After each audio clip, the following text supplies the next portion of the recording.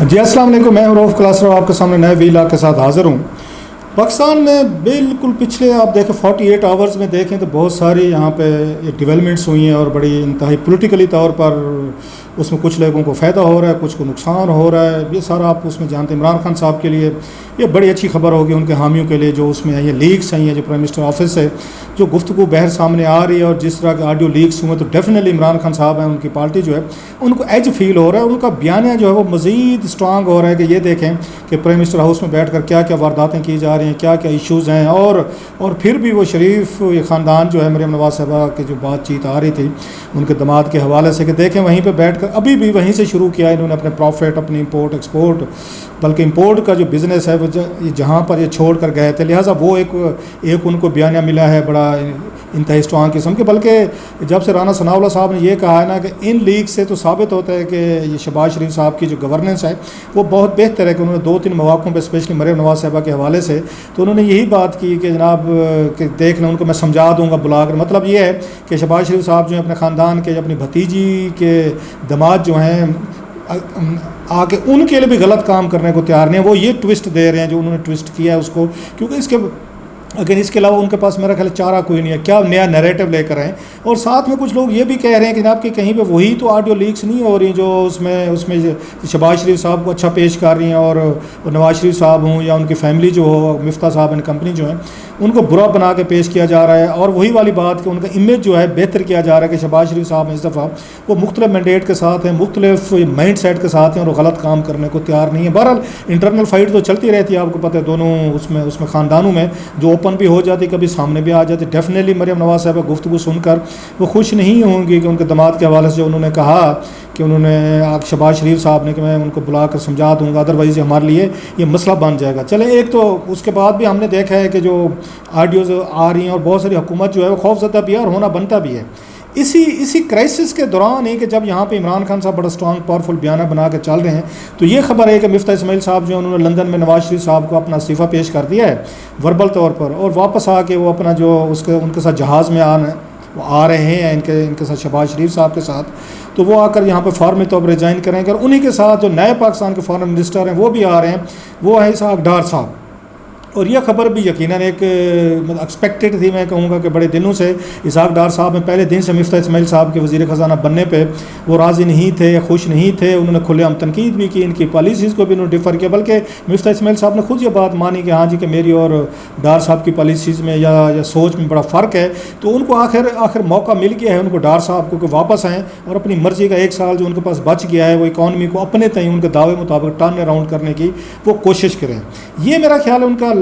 ایک اس کا لاسٹ ان کا وہ کہتے ہیں ٹرمپ کارڈ ہے جو نواز شریف صاحب یا نواز لیگ نے کھیلا ہے۔ اب تک جتنے بھی فیصلے انہوں نے کیے ہیں، اگر آپ اس میں دیکھا جائے مارچ سے لے کے آن ورڈ تحریک عدم اعتماد لے کر آنا، جو میں سمجھتا ہوں ان کا غلط فیصلہ تھا۔ ہم نے کہا بھی صحیح بات ہے کہ عمران خان صاحب کو 5 سال پورے کرنے دیں تاکہ پوری قوم جو ہے وہ کچا چٹا دیکھ لے، وہ اچھا بھی کر سکتے تھے اور پاکستان کو عظیم بھی بنا سکتے تھے، بہت ساری وہ اکانومی ٹھیک بھی کر سکتے تھے جو وہ دعویٰ کرتے ہیں۔ جی ہم تو ٹھیک کر رہے تھے، لوگوں نے آ کے چور ڈاکوں نے آ کے ساری چیزیں خراب کر دی ہیں اور ڈالر بھی اوپر چلا گیا، بات تو ان کی وزن۔ اب تو جو عمران خان صاحب کہیں کہ بات تو سنی جائے گی کہ وہ ٹھیک کہہ رہے ہیں، تو ان کو آزمان لینے دیتے۔ اب آپ کو جلدی تھی کہ نہیں جناب کہ ہم آئیں کہ آپ کو بقول ریاست کو بچائیں گے، ملک کو ڈیفالٹ کرنے سے بچائیں گے، تو پھر بچائیں آپ، پھر اس کی پولیٹیکل کاسٹ تھی جو آپ لوگ دے رہے ہیں، اور لوگ جو ہیں آپ کا ساتھ دینے کی بجائے جو الزامات آپ نے چارج شیٹ عمران خان صاحب کے لیے بنائی تھی، تو خان صاحب نے اس کو تو کریڈٹ بنا لیا اپنا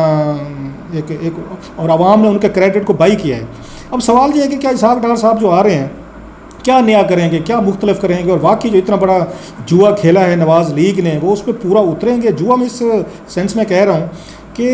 ان کا بڑا بیگیج ہے اسحاق ڈار صاحب کا، وہ سب کو پتہ ہے۔ اور دوسرا جو سب سے بڑا بھی عمران خان صاحب نے جو میں سمجھتا ہوں، اس سے پہلے ان کے فائنینشیل ایشوز پہ میں جاؤں، اسکینڈلز پہ جاؤں کہ وہ کتنے پاورفل ہیں، کیا ان کا ماضی رہا ہے اور کیا وہ نیا کر سکیں گے، مین چیز یہ ہے کہ عمران خان صاحب کا یہ بیانیہ جو تھا وہ آ کے مزید پاپولر ہوگا، اور اس پہ لوز بال کرائے جا رہے ہیں کہ اسحاق ڈار صاحب جو ہیں ان پہ کیسز ہیں، مفرور تھے، 3 سال 4 سال سے یہ پاکستان میں نہیں تھے، ان کے جہاں وارنٹ جاری ہوئے، ان کو ابسکانڈر ڈکلیئر کیا گیا، پاسپورٹ کی ڈیٹ وغیرہ ختم ہوئی اور وہ نہیں ہے پاکستان میں، لیکن اب ان کو آ کے ان کو وہ کہتے ہیں پروٹیکٹیو بیل بھی مل گئی ہے، اور واپس آ کے اپنے آپ کو کہتے ہیں عدالت میں سرنڈر کر کے اس کے بعد وزارت خزانہ کا وہ لے لیں گے، حلف لے لیں گے، یہ ان کی ہے۔ تو میرا یہ خیال ہے کہ عمران خان صاحب کے ہے نا ان کے لیے یہ بڑا ایک اچھا موقع ہے اور اچھے وہ اور اس کو ایکسپلائٹ کرنا جانتے ہیں. خان صاحب کو بڑا اچھی طریقے سے اس چیز کا پتہ ہے کہ مخالفین کی کمزوریوں سے کیسے فائدہ اٹھانا, جو کہ ہر اچھے سیاستدان کو پتہ ہونا چاہیے. ڈس ایڈوانٹیجز کیا ہیں اور اسحاق ڈار صاحب کے ایڈوانٹیجز کیا ہیں, اس پہ ذرا میرا خیال بات ہونے کی ضرورت ہے. بعض لوگ تو یہ کہتے ہیں کہ مفتاح اسماعیل صاحب جو ہیں پنچنگ بیگ تھے, اسٹاپ گیٹ ارینجمنٹ تھے, 6 مہینے کی باتیں تھیں کیونکہ اب انہیں سینیٹر بنانا ضروری تھا. کہاں سے سینیٹر بناتے, 6 مہینے آپ کے پورے ہو گئے تھے, لہٰذا نیا فائنانس منسٹر لانا تھا یا اس کو آپ نے سینیٹر بنوانا تھا. کہاں سے سینیٹر بنوانا تھا, وہ اس وقت حالات آپ کے پنجاب میں بھی آپ کی حکومت نہیں جہاں سے سینیٹر بنتے, تو کہاں سے بنتے. سو الٹیمیٹ یہی تھا کہ جناب ان کی چھٹی کرا دی جائے اور ان کی جگہ ڈار صاحب کو لے کر, اور جو مشکل فیصلے تھے, ڈیفالٹ کرنے والے تھے, روپیز کے تھے, ڈیویلویشن تھی یا دیگر جو سخت فیصلے تھے پیٹرول ڈیزل گیس کے, وہ سارے کے سارے بجلی کے وہ انہوں نے مفتاح صاحب سے کروا لیے. اور مفتاح صاحب کو کوئی اتنا بڑا بیگیج بھی نہیں ہے ان اے سینس, پولیٹیکل کہہ رہا ہوں کہ انہوں نے کوئی الیکشن نہیں لڑنا, انہوں نے کوئی جا کے عوام کو کوئی جواب دہی نہیں دینی, انہوں نے کوئی بیٹھ کے کوئی اگر کسی کا سوال و جواب انہوں نے نہیں ہونے ان سے, ٹیکنوکریٹ ٹائپ میں پھر موقع ملے گا, پھر کسی ایڈوائزر پوزیشن کو ان کو لگا دیں گے کہ چلیں بھائی صاحب آپ آرام سے بیٹھے, پھر آپ کی ضرورت پڑے گی آپ کو بلا لیں گے, 2-4-5 آپ کو کھلوانے ہوں گے, پھر کھلا کے سائڈ پہ کر دیں گے. مفتاح صاحب بھی اس بات پہ خوش ہوں گے. سو بیسیکلی اگر یہ دیکھا جائے ان کا ڈار صاحب کا جو آنا ہے, یہ ایک اور تناظر میں بھی دیکھیں آپ, یہ بیسیکلی ان کی شاہد خاقان عباسی صاحب کا جو کیمپ ہے, گروپ ہے, اس کی بھی شکست ہے. کیونکہ یہ ڈار صاحب کے اور شاہد خاقان عباسی صاحب کی ہرگز نہیں بنتی. جب یہ فائنانس منسٹر تھے اور وہ منسٹر فار پیٹرولیم تھے, اس وقت جو سمریز جاتی تھی ECC میں, یہ لے کر جاتے تھے یہاں پہ, یہ ہو گئے اپنے شاہد خاقان عباسی صاحب, تو ڈار صاحب ان کو ہمیشہ رکاوٹ بنتے تھے. وہ بہت ساری چیزوں میں اسمیل کرتے, سم تھنگ فاؤل, اور تو انہوں نے بہت ساری چیزوں کو ڈیلے کیا اور ان کی مرضی کے مطابق ان کو ڈیلز نہیں تھیں, جس پہ شاہد خاقان عباسی صاحب ان سے کبھی بھی خوش نہیں رہے, ان سے ڈار صاحب سے. بلکہ وہ بات دوستوں کو کہتے تھے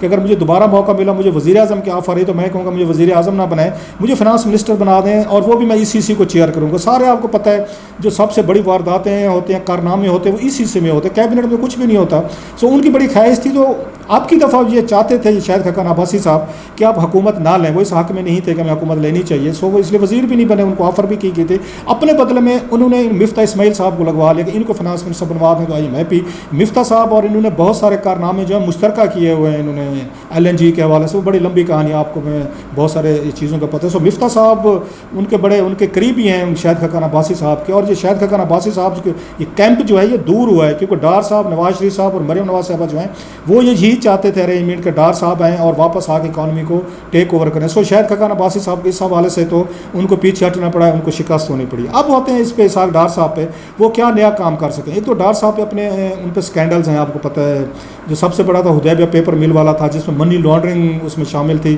اس میں انہوں نے باقاعدہ ایفیڈیوٹ لکھ کر دیا تھا جب وہ اٹک فورٹ میں تھے. ایفیڈیوٹ کی بنیاد پہ جن امجد سے ان کی ڈیل ہوئی تھی اور ان کو پارڈن کیا گیا تھا, اور پورا انہوں نے 42 پیجز کا ہاتھ سے لکھ کے انہوں نے ٹوٹل جو کچھ بھی تھا انہوں نے اس کا کچا چھٹا کھول دیا تھا شریف فیملی کا, کہ کیسے منی لانڈرنگ کی گئی تھی. پھر اس میں قاضی فیملی تھی, پاسپورٹ لیے گئے, بڑے 2 نمبر وہ کام ہوئے, اکاؤنٹ کھلے, فارن کرنسی اکاؤنٹ, وہ ساری چیزیں جو ہیں وہ آپ کو میرا خیال پتہ ہے رپورٹ ہو چکے. سو وہ ابھی تک ان پہ اسکینڈل جو ہے وہ برقرار تھا. پھر ان کا گھر بکا, یہاں پہ اس کو نیلام کرنے کی کوشش کی گئی, وہ اس پہ ضمانتیں وغیرہ لے رہے ہیں, انہوں نے پالڈن لیا ہوا تھا. سو وہ بڑا ایک ان کے لیے ایشو ہے, وہ دوبارہ چیزیں آئیں گی. اور پلس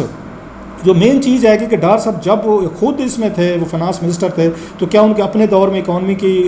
سچویشن بہتر تھی. ان کے جانے کے بعد ہم نے دیکھا نواز شریف صاحب کے جانے کے بعد پھر ان کو ضرورت پڑ گئی تھی عمران خان صاحب ان کمپنی کو کہ اس کے پاس IMF کے پاس جائیں, اور جو ڈیلے فیصلے کیے, جو خود مانتے کہ میں پہلے جانا چاہیے تھا. سو اس سے کوئی رزلٹ تو نہیں نکلے. ڈار صاحب جانے پہچانے جاتے ہیں مہنگے قرضے لینے سے. ان کے بارے میں ڈالر کو ٹھیک ہے, ڈالر کہتے ہیں بڑی اس کو ڈز پڑی ہے ڈالر کو کہ جناب کے 5-6 روپے وہ نیچے آ گئے, ان کی خبر کے ساتھ حلف کے بعد شاید وہ یہ مزید نیچے آ جائے گا. لیکن ڈار صاحب کا وہ کہتے ہیں جو ان کا وہ طریقہ ہے اس کو ڈالر کو کنٹرول کرنے کا, وہ کچھ زیادہ اچھا نہیں ہے, کہ وہ بینکوں کے ذریعے اس میں انٹرونشن کرتے ہیں, اسٹیٹ بینک کے ذریعے انٹرونشن کرتے ہیں, اور وہ ڈالر جو ہے نا وہ مارکیٹ میں پھینکتے ہیں, اور اس کے بعد اس کی قیمتیں تو کم ہوتی ہیں, لیکن ڈالر وہ بڑی تیزی سے پاکستان سے غائب ہونا شروع ہو جاتا ہے, کہ لوگ پاکستانی روپیز کے اگینسٹ ڈالر لے کے بینک ٹرانسفر کرتے رہتے ہیں. اور اس میں بتایا گیا تھا کہ بلینز آف ڈالر جو ہے نا ڈار صاحب نے پچھلی دفعہ اسی طریقے سے انہوں نے روپیز کو اسٹیبلائز کرنے کے لیے انہوں نے مارکیٹ میں پمپ کیے تھے, جو ان پہ تنقید آتی تھی. اب وہ ڈالر کہاں سے لاتے تھے, وہ بڑا انٹرسٹنگ کام تھا. وہ ڈالر لاتے تھے قرضے لے کے, اور بڑے مہنگے قرضے لیے ڈار صاحب نے. یہ بھی ان پہ الزامات لگتے ہیں. اسپیشلی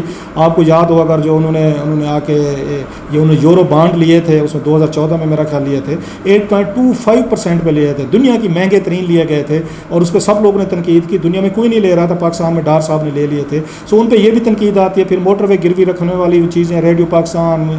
یہ پی ٹی وی, اس کے بعد ایئرپورٹس وغیرہ, یہ بھی ڈار صاحب کے اس میں کریڈٹ میں ساری چیزیں ان میں آتے رہتے. پھر ان پہ تنقید آتی ہے, سپیک میں انہوں نے بڑے مہنگے انہوں نے لون لیے, بلکہ آرمی چیف کو یہ آ کے کوٹ کیا جاتا ہے کہ انہوں نے صحافیوں کے ساتھ 2-3 دفعہ گفتگو میں بات کی تھی کہ ڈار صاحب نے مہنگے قرضے لیے, اور میں نے ان سے پوچھا کہ یہ جو اتنے مہنگے قرضے ہم لے رہے ہیں ان کو ریپے کیسے کریں گے. سو وہ برودی سرنگیں وہ بھی بچھاتے رہے, جو برودی سرنگیں بقول شیخ رشید کے عمران خان صاحب بچھا کر گئے تھے, وہ اس طرح کی برودی سرنگیں وہ کہتے ہیں کہ وہ آ کے اسحاق ڈار صاحب بھی